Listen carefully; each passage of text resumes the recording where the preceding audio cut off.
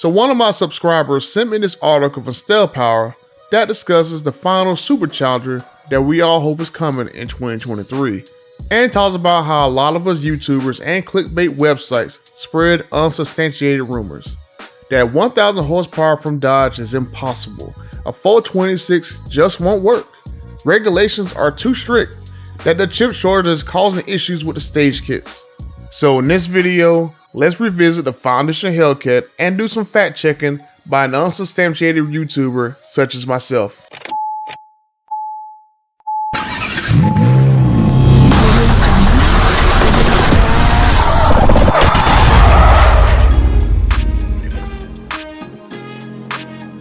I'll link to the article in the description for you to read just in case you haven't already done so yourself, but let's jump right into the first line. It is widely expected that 2023 will be the final year for the current Dodge Challenger. At this point, it's pretty much confirmed.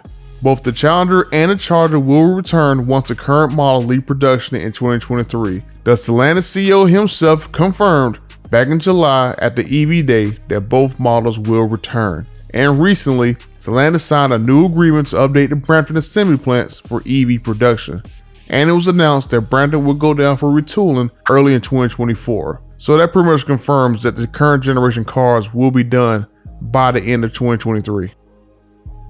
Moving on to the 426 rumors, while I recognize that Hellephant is a crate motor and this version isn't meant for production cars, I'll just say, why is the Mopar 5.7, 392, 6.2 Hellcat, and 6.2 Red-Eye crate engines not street legal as well?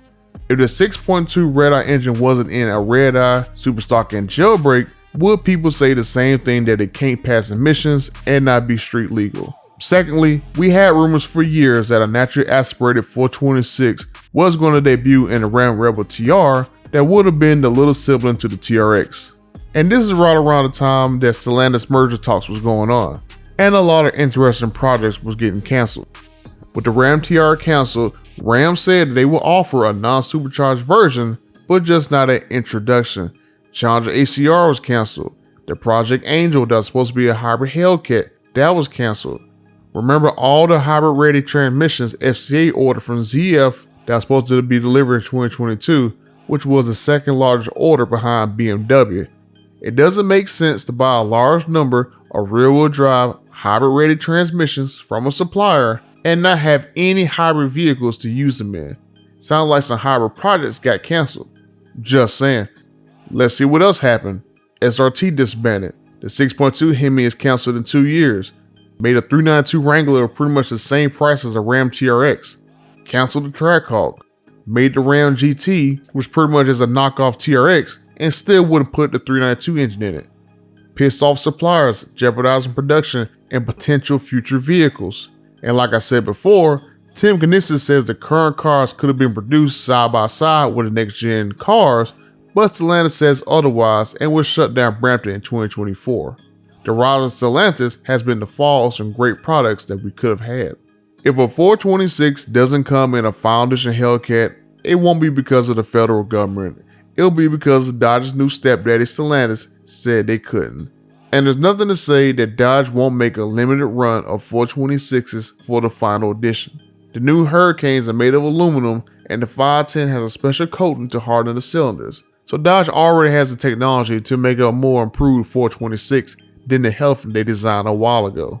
But Dodge really doesn't need the Hellephant to get 1000 horsepower. The article says that 1000 horsepower is unlikely, but says if the direct connection stage kits can get around 900 horsepower, now all of a sudden it's realistic that Dodge can make a car with that much power with a factory warranty, but federal regulations and production constraints are roadblocks yet again. But let's look at all the information that Dodge themselves have put out there. Tim Kuniskis said if they wanted to, they could make a 1200 horsepower car. They just won't do it because of wheel spin. And there is no mention of federal regulations or production constraints. Dodge put an Easter egg in the Stage 1 controller with the 24 pounds of boost. I'm pretty sure that much boost is going to make more than 900 horsepower. Now Dodge also told Motor Trend that a 3.0 liter from the Hellephant will be available as a standalone option, and so far it is not in the direct connection catalog. If you look at Whipple's 3.0 liter blower, it says that it can make 500 horsepower over the Hellcat, which funny enough is the same 1200 horsepower that Dodge said that it could make. Dodge put an Easter egg in the EV Day video showing more horsepower was coming than the Demon. Let's listen to what Ralph Gilles said. My first question to you, will we see a production car with over 1,000 horsepower from FCA or one of its competitors before 2025? I would think so, but it may not be in the way that you think. It might be a combination of electrification and gas, which is something that you see. I'm not going to commit to exactly which brand but something along those lines, because we can. I mean, the technology's there. It's relatively, I would say, elegant to do now, especially if you can combine electrification and combustion together. And that's kind of what's happening anyway. If you think about the industry, we have, hybrids and kind of, plug-in hybrids as well. So the transition, including all of the above in a way. So does performance. So eventually they'll probably be pure electrics. But in the meantime, we're getting from both worlds. And this little nugget from the Jay Leno show. The Pro Stock NHRA cars, back when I was drag racing, ran in the high 8s. Right. Okay. Now today they, run 640s or whatever. Right. But high 8, that's what the car we're trying to get out there testing today is going to try to run. And like I said earlier, there is a huge order for hybrid transmission from ZF for 2022.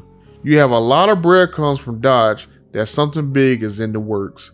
So if Tim Kuniskis says that they can make a car, I'll believe it. And I believe the final edition Hellcat will have at least 900 horsepower and be limited like the Viper ACR, because Tim Kuniskis said it will have a Viper ACR send-off. I say 900 horsepower because multiple sources told me about a 900 horsepower Charger that has been tested since last year. No one has seen the new variants coming because they have been tested inside of the production plant BSR tracks. The buzz, squeak, and rattle tracks are those huge indoor testing buildings where every Ram 1500 and Grand Cherokee runs down. Perfect cover so you won't have shots like this new Dodge Hornet Mule spreading around the internet. There are multiple cars testing because we know there are at least 2 more variants coming before production ends in 2023. And Tim Kuniskis gives another hint that our chief scam, donut maker. The first reason I didn't want to buy another one was because of the crowd that buy Dodges now. I just don't want to be associated with them. Could be driving one of them next year. More than likely for the final year, Dodge will have him drive the final edition car around to show it off. As far as I know, one of the variants will have at least 900 horsepower, have a new lightweight wheel, a new suspension, and one of them will be a drag spec car like the Super Stock and the Demon that I talked about in this video right here. As far as the stage kit this article talks about, Dodge was late to the party. They pissed off a lot of people canceling the Hellcat months into Stellantis' takeover, pissed people off more during the EV Day with the electric e-muscle car instead of giving us a hybrid or overdrive Hellcat. It seems like the power brokers and direct connection was put together at the last minute to at least bring some excitement back to the brand. So federal regulations and production constraints shouldn't stop Dodge from putting together a list of dealers to purchase certain items from and certain vehicles. Trying to do things at the last minute sounds more likely why this program keeps getting pushed. Then the article says that because of the chip shortage, Dodge can't get the tuners for the direct connection kits. I haven't seen online that no one can get the pre-stage kits because of the chip shortage, other than what Dodge puts on the direct connection website that they wait for car approval before they do any announcements and any releases. So I guess this journalist is spreading the unsubstantiated rumor. They said real blood, I never seen the crypt and I believe it. It's too easy. Too easy. Oh, well, allow me to retort. Too easy. I can do this with my Oh, they came down.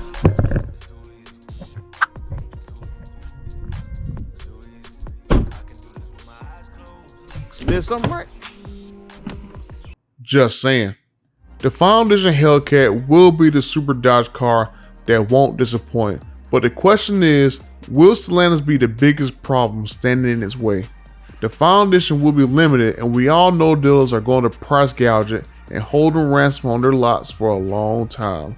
Stellantis need to take initiative to stop this problem before the Hellcat platform ends. The issues lately are not just regulatory or shortages, but some are just self-inflicted wounds that Stellantis has done themselves.